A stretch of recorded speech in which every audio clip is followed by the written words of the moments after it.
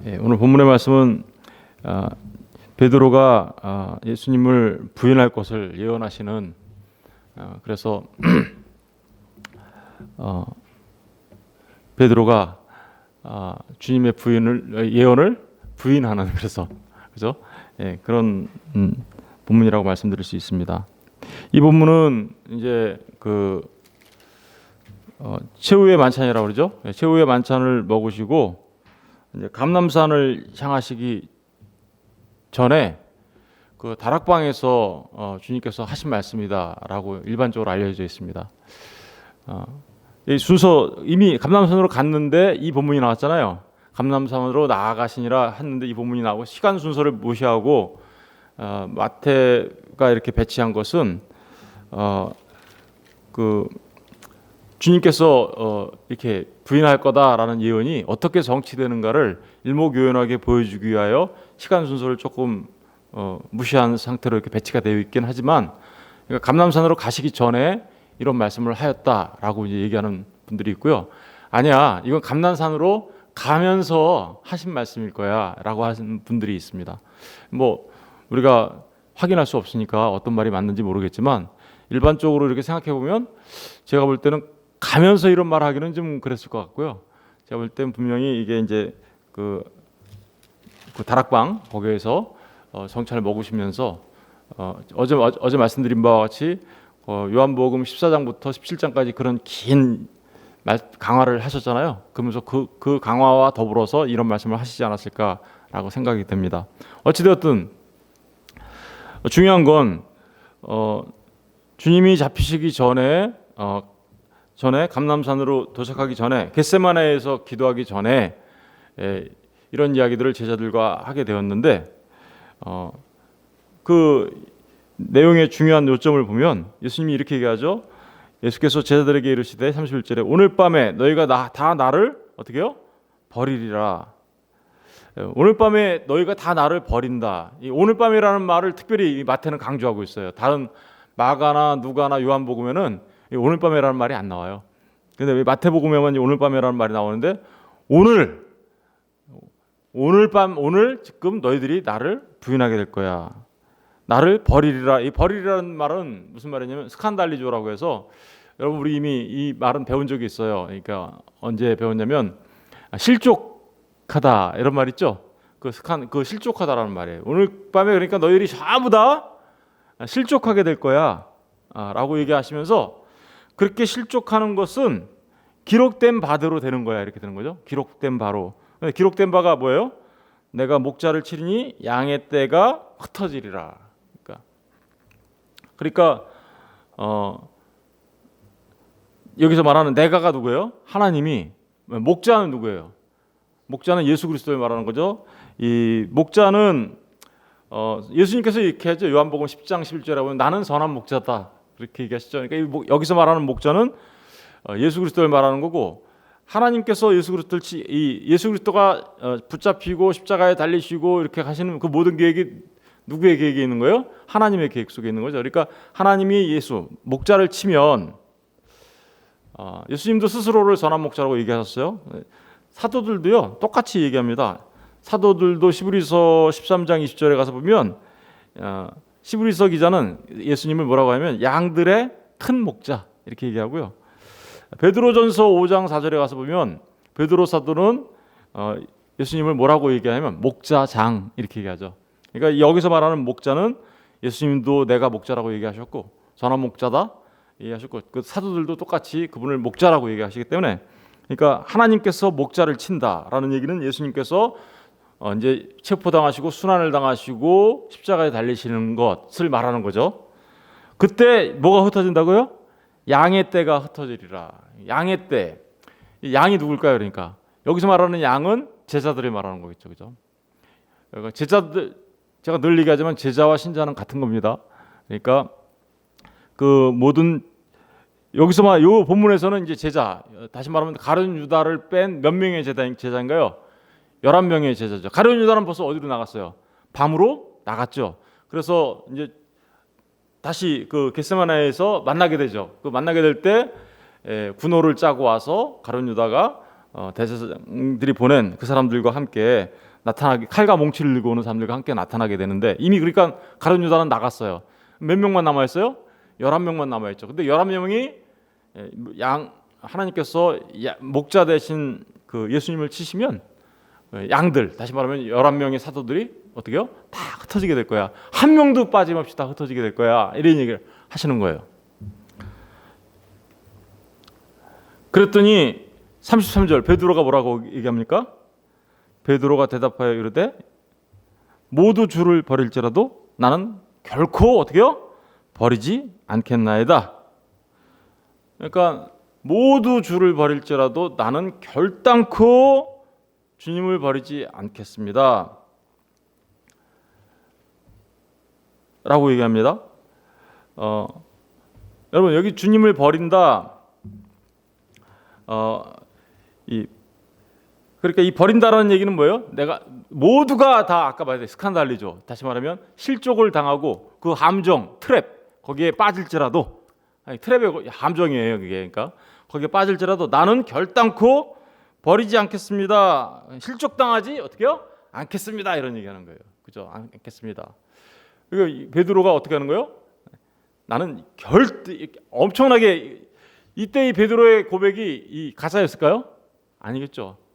정말 진심이었단 말입니다. 정말 진심이었어요. 정말 절대로 나는 주님을 떠나지 않고 주님을 부인하지 않을 거예요. 우리 마가복음 잠깐 가서 볼까요? 마가복음 평행구절 14장. 마가복음 14장. 말씀대로 한번 좀 찾아볼게요. 조금씩 다르게 표현되어 있는데요. 마가복음 14장 27절 보세요.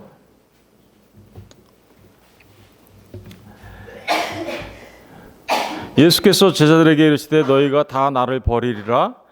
이는 기록된 바 내가 목자를 치리니 양들이 흩어지리라 하였습니다. 그러나 내가 살아난 후에 너희보다 먼저 갈릴리로 가리라. 베드로가 여짜오되 다 버릴지라도 나는 어떻게요? 그리하지 않겠네. 여기서는 이제 다 버릴지라도라고 얘기하면서 마태복음과 거의 똑같이 표현하고 있죠. 누가복음도 가서 볼게요. 누가복음 22장. 누가복음 22장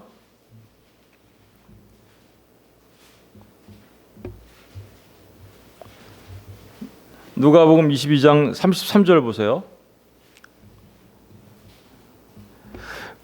그가 말하되 주여 내가 주와 함께 어떻게요? 오게도 죽는데도 가기를 어떻게요? 각오하였나이다.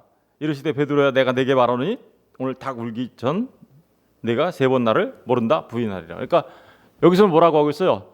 베드로가 주님이 감옥에 가면요 저도 감옥에 갈 거고요. 주님이 죽으면요 저도 죽겠습니다. 라고 말하고 있어요. 이런 베드로의 마음이 진심이 느껴지시죠? 느껴져요. 그런데 주님이 너는 3번 부인할 거다라고 얘기하고 있어요. 요한복음에 한번 가서 볼게요. 요한복음 13장. 요한복음 13장이요.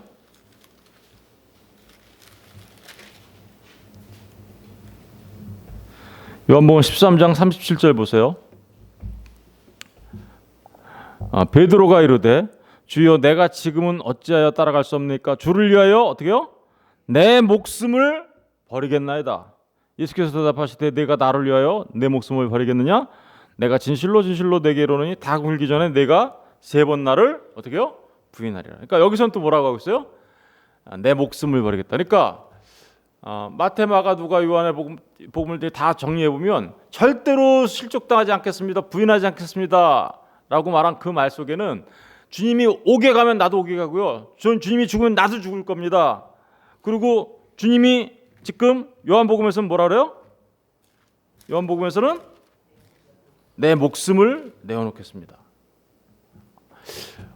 이 베드로가 주님 앞에서 정말 이렇게 얘기한 거는요. 정말 진실된 고백이었어요. 진실된 고백이요.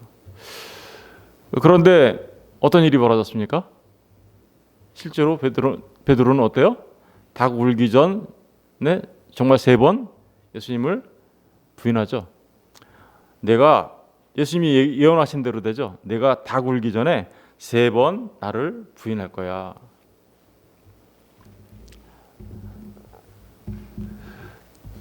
여러분 베드로가 이렇게 3번 부인하게 되는 것, 닭 울기 전, 그죠? 닭 울기 전. 닭 울기 전이라는 말이 굉장히 중요한 말이에요. 예, 닭 울기 전에 3번 나를 부인하리라. 오늘 밤 닭 울기. 여러분, 닭에 대해서 이제 우리가 좀 한번 생각해봐야 되는데요. 이스라엘 백성들은 그 아침에 제사장들이 아침 제사를 지낼 때요, 이렇게 기도했어요. 하나님 아버지, 이 닭에게 어둠과 빛을 구분할 수 있는 능력을 주셔서 그것을 우리에게 알려주셔서니 참 감사합니다. 우주의 하나님을 그래서 어떻게요? 찬양합니다. 닭이 어둠과 뭐를 구분할 수 있어요? 빛을 구분하는. 그러니까 시간을 어둠과 빛을 구분하는 그 능력이 있어서 동이 틀 때 닭이 울잖아요, 그죠? 네. 그러니까 이 닭 울기 전이라는 얘기는 닭이 운다라는 것을 기점으로 그 이전에는 무슨 시대라는 거예요? 어둠의 시대. 닭이 울었어요. 그럼 그 이후에는 뭐라는 거예요? 빛의 시대. 이걸 상징하는 거예요. 그러니까 베드로가 나는 절대로 주님을 부인하지 않을 거예요. 내 목숨을 다 내어놓을 거예요. 주님이 옥에 갇히면 나도 옥에 갇힐 거고, 주님이 죽으면 저도 죽을 겁니다 하는 그 말은 정말 진심이었어요. 그런 인간의 결단은 어둠의 시대에 갇혀 있었던 모든 사람들의 마음속에 있을 수 있는 결단이에요. 그렇죠? 어둠에. 그런데 그 결단은, 어둠에 갇혀 있는 모든 사람들의 그런 결단은 아무런 뭐예요? 언제든지 변해서 변질될 수밖에 없는 결단인 것을 우리에게 보여주고 있는 거죠. 어둠의 시대, 닭 울기 전의 시대를 사는 사람들한테는, 이 세상에 있는 모든 사람들은요, 전부 다 주님을 부인할 수밖에 없어요. 모든 사람들은 어둠에 사로잡혀 있어요. 죄에 사로잡혀 있기 때문에 주님을 주님으로 안다 할지라도 자신들의 그 죄의 본성으로 인하여 주님을 부인할 수밖에 없는 삶을 살아갈 수밖에 없어요. 다시 말하면 예수님을 배반하고 나아가 대제사장들과 함께 계획을 짜고 군호를 맞추고 군대를 불러와서 예수님을 체포한 배반한 가룟 유다나, 이렇게 나는 목숨을 다하여 주님을 부인하지 않고 주님을 따르겠습니다라고 한 베드로나, 어둠의 시대에 살고 있는 모든 사람들은 같은 사람이라는 거예요. 베드로나 가룟 유다나 똑같은 사람이라는 거예요. 똑같은 사람. 그죠? 어둠의 시대, 닭 울기 전에 시대를 사는 사람들은. 그런데 어떻게 해서 베드로는 가룟 유다와 다른 자가 되죠? 베드로는, 우리가 이거를 다 공부하려면 굉장히 시간이 많이 걸리는데, 사실은 간단하게 말씀드리면 베드로가 주님을 부인하죠. 실제로 주님을 부인해요. 우리 베드로만 그런 게 아니에요. 이 어둠의 시대를 살고 있는 사람들은 모든 제자들이 다, 여기 너희들 다 흩어질 거라고 얘기했잖아요. 56절 가서 보세요. 56절 보면, 그러나 이렇게 된 것은 다 선지자들의 글을 이루려 함이라 하시더라. 이에 제자들이 다 어떻게요? 예수를 버리고 도망하였다. 지금 예수님께서 칼과 몽치를 들고 온 사람한테 잡히자 모든 제자들이 어떻게요? 예수를 버리고 진짜 다 도망가죠. 예수님의 이 예언의 말씀처럼 너희들이 목자를 치면 다 양들이 흩어질 거야 라는 그 말씀처럼 모든 제자들이 다 흩어지죠. 어둠의 시대에 있었던 모든 제자들은요, 한 사람도 빠짐없이 다 흩어집니다. 베드로도 도망가게 되죠. 근데 베드로는 도망갔다가 다시 예수님을 따라가긴 해요. 그죠? 따라가지만 정말 닭 울기 전에 몇 번 부인합니까? 3번 부인하죠. 69절부터 75절이 이제 베드로가 실제로 부인하게 된 그 과정을 기록하고 있는데, 정말 닭 울기 전에 이 3번 베드로가 부인합니다. 여러분, 닭 울기 전에 시대에 사는 사람들, 어둠에 사로잡혀 있는 사람들은요, 모두가 가룟 유다와 다를 바가 없는 사람이에요. 저와 여러분들도 어둠의 시대에 살고 있을 때는 닭 울기 전에는 전부 다 가룟 유다와 같이 멸망당한 마땅한 사람이고요, 주님을 부인하고 그럴 수밖에 없는 존재들이었죠. 그런데요, 닭이 울었어요. 닭이 울면 여명이 동토합니다. 그죠? 빛의 시대가 열리죠. 그 빛의 시대가 열리게 되면 어떤 일이 벌어지나요? 베드로에게 나타나는 닭이 울자 베드로에게 나타나는 현상이 뭐였어요? 75절에 가서 보세요. 75절에 가서 보시면 이에 베드로가 예수의 말씀에 닭 울기 전에 내가 3번 나를 부인하리라 하심이 생각나서 밖에 나가서 심히 어떻게 했어요? 통곡하였다. 여러분, 그러니까 닭 울기 전에 그 사람들은 전부 다 흩어지고 가룟 유다처럼 배신하고 베드로처럼 교만한 모습으로 결단을 하긴 해요. 진실된 결단이지만 사실은 인간의 그 결단은 정말 교만의 결단이에요. 그런데 그 다 실패할 수밖에 없는 그런 결단이죠. 그런데 닭이 울고 나자 어떤 일이 벌어집니까? 베드로가 통곡을 하게 되죠. 새벽이 열리자 빛의 시대가 열려. 빛의 시대가 열린다는 얘기는 뭘까요? 사실은 주님께서 십자가에 달리시고 순환을 당하시고 십자가에 달리시는 그 일이 정말 이제 어떻게 되는 거예요? 빛의 시대가 열린다라는 것을 이 닭 울기 3번 이걸로 지금 표현하고 있으면서 주님의 순환과 그 고난이 결국은 빛을 가져오는 일인데 그 빛을 만나는 자들은 어떤 현상이 일어나나요? 흩어지는 자들이 어떻게 다시요? 어떻게요? 모여집니다. 그렇죠? 그리고 배신을 했던 자들이 어떻게요? 다시 지금 베드로가 뭐 하고 있어요? 통곡하고 주님 앞에 통곡하죠. 그가 회개하고 다시 돌아오게 돼요. 그 빛의 시대를 사는 사람들은 결국은 회개하고 돌아와 주님 앞에 충성된 자로 세워지게 될 것이다. 결국은 나중에 베드로가 어떻게 되나요? 주님 앞에 정말 충성된 하나님의 사도로 세워짐을 받게 되죠. 교만한 인간의 결단이 베드로는 나중에 어떻게 되나요? 갈릴리 호수에서 찾아오신 주님 앞에 네가 나를 사랑하느냐? 베드로가 막 그렇게 내가 그렇게 할 겁니다. 내가 주님 옥에 가면 나도 옥에 갈 거고 죽으면 나도 죽을 거고 결단코 부인하지 않을 겁니다라고 이렇게 자신만만하게 얘기했던 베드로가 네가 나를 사랑하냐는 주님의 말에 아주 겸손한 모습으로 바뀌어서 주님이 아시잖아요 이렇게 얘기하면서 약하지만 약한 모습으로 바뀐 거죠. 그런데 진짜 강한 사람으로 변하죠. 어둠의 시대에 살았던 사람은 강한 모습으로 보여요. 그러나 그건 진짜 약한 자예요. 그죠? 그런데 닭이 울고 나서 빛이 오자 그는 정말 약한 자의 모습으로 바뀌었지만 정말 다시 그리스도 예수 안에서 어떻게요? 정말 강한 자로 세워지는 거죠. 바로 우리 베드로의 모습 속에서 우리가 닭 울기 전과 닭 울고 난 이후의 베드로의 모습을 대조해서 볼 수가 있습니다. 그런데 한 가지 궁금한 게 있어요. 그러면 가룟 유다는 어떻게 된 거고 베드로는 왜 그렇게 된 걸까요?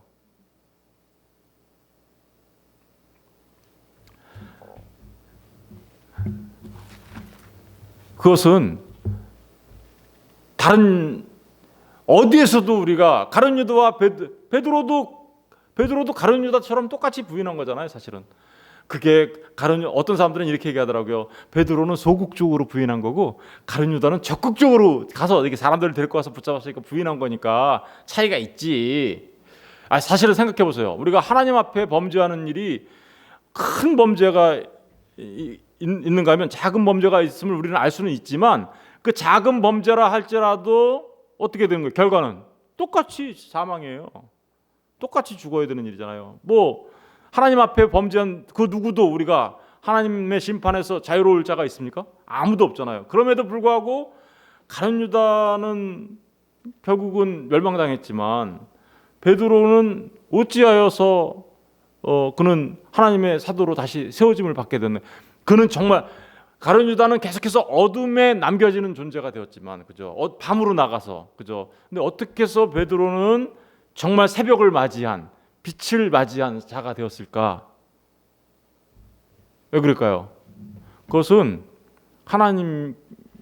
하나님께서 택하신 것 외에는 그 무엇으로도 설명할 수 없어요. 그죠? 설명할 수 있어요? 베드로에게 무슨 자격이 있었어요?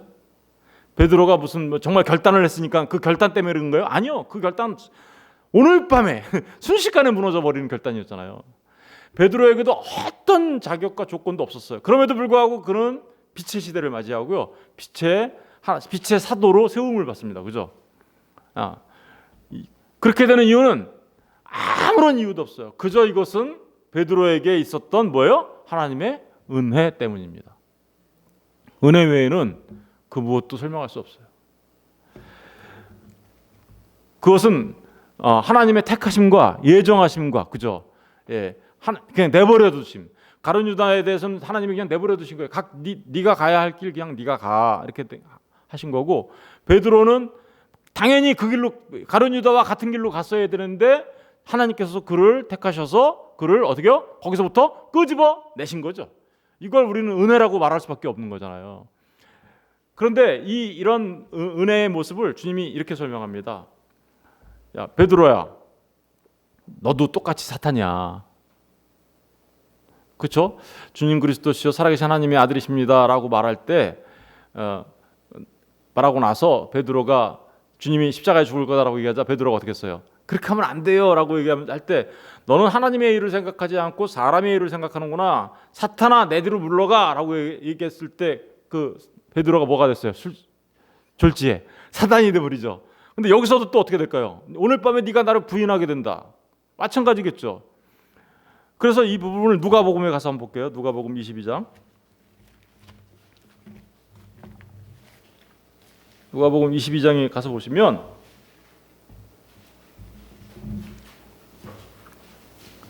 31절을 보세요. 31절, 32절. 31절, 32절을 다 같이 한번 읽어볼게요. 시작. 시몬아, 시몬아, 보라, 사탄이 너를 밀가부로 타려고 요구하였으나 그러나 내가 너를 위하여 내 믿음이 떨어지지 않기를 기도하였으니 너는 돌이킨 후에 내 형제를 굳게 하라. 여기 보니까 시몬아, 시몬아, 베드로잖아요, 그죠? 베드로, 보라, 사탄이 너를 밀가루로 타려고 요구하였다. 이 얘기를 하고 나서 베드로가 그런 거예요. 주여, 내가 주와 함께 오게도 가고 죽는 데도 가고 각오를 하였으니까. 그런데 네가 나를 3번 부인하리라 라고 얘기했는데 베드로의 믿음이 떨어지지 않은 이유가 뭐 때문에 그런가요? 사탄이 너를 밀가부로 타듯 네가 나를 부인하게 될 거고 사탄이 너를 밀가부로도 탈 거야. 그런데 그렇게 하라고 요구했으나 그러나 내가 너를 위하여, 내가가 누구예요 여기서? 예수 그리스도시죠. 예수 그리스도가 너를 위하여, 베드로를 위하여 어떻게 한대요? 내 믿음이 떨어지지 않기를 뭐 했대요? 기도하였나니 너는 돌이킨 후에 내 형제를. 여러분, 가룟 유다와 베드로의 가장 궁극적인 차이, 그 삶의 그 결정적인 그 갈라지는 길에서의 그 결정적인 이유가 뭘까요? 똑같은 사람들이에요. 똑같이 어둠의 시대를 살았던 사람들이에요. 그런데 한 사람은 빛으로 나오게 된 가장 결정적인 이유는 뭘까요? 그것은 그리스도 예수께서 베드로를 위하여 뭐 했다고요? 중보자가 되셔서 하나님 앞에 기도하시는 이 모습 속에서, 이건 뭐예요? 하나님의 예정과 선택, 그리고 하나님의 택하심, 사랑하심 외에는 다른 어떤 걸로도 설명할 수 없는 거죠. 주님께서 베드로를 위해서는 어떻게 해요? 기도해 주셨다고요. 이렇게. 너의 믿음이 떨어지지 아니하도록. 여러분, 저와 여러분 모두도 어둠 가운데 살아갈 수밖에 없는 자들이고, 어둠의 시대 속에서 주님을 부인하며 마침내 가룟 유다처럼 그렇게 멸망당할 수밖에 없는 존재들이에요. 그런데 저와 여러분이 빛의 시대를 맞이하여 닭 울기 전의 시대의 사람들이었다가 닭 울고 난 이후에 통곡하고 회개하고 주님 앞에 돌아오게 된 것은 그야말로 주님의 은혜 때문인 것이죠. 아까 기록된 대로 목자를 치면 양이 흩어지리라 라는 말씀이 어디서 나오는 거냐면 스가랴서에 나오는 거거든요. 스가랴서 13장인데 우리 한번 가서 볼까요? 스가랴서 13장. 스가랴서 13장 7절.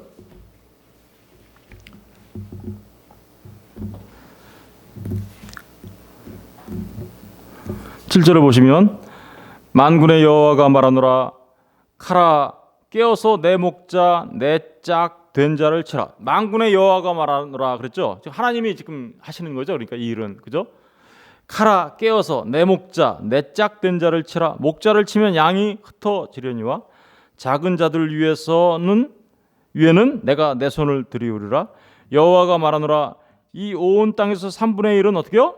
멸망하고 3분의 1은 거기에 남으리니 내가 3분의 1을 불 가운데 던져 은같이 연단하며 금같이 시험할 것이라. 그들이 내 이름을 부르리니 내가 들을 것이며 나는 말하기를 이는 내 백성이라 할 것이요 그들은 말하기를 여호와는 내 하나님이라 하시리라.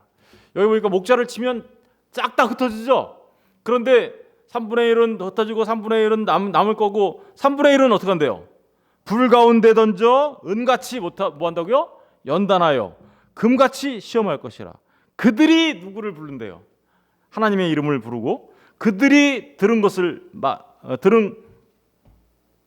이렇게 말하는데 이는 내 백성이라 할 것이요 그들은 말하기를 여호와는 내 하나님이다 할 것이다. 그러니까 보세요. 모든 사람이 목자를 치면 그죠? 그 어둠의 시대예요. 목자가 치어져 하나님께서 치신다는 얘기는 그 닭 울기 전에 그 경계선이죠. 그러니까 그 전에 있었던 일인데 그때는 모든 사람들이 다 어떻게요? 다 떠난다. 그런데 어떤 사람들은 3분의 1은 어떻다고요? 불 가운데 은같이 연단하여 연단다고 단련되는 자들이 있어요. 그렇죠.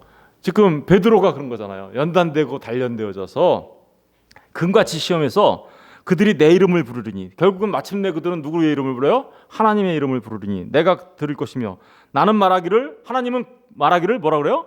이는 내 백성이라 할 것이요 그들은 말하기를 여호와는 뭐라 그래요? 내 하나님이라. 보세요.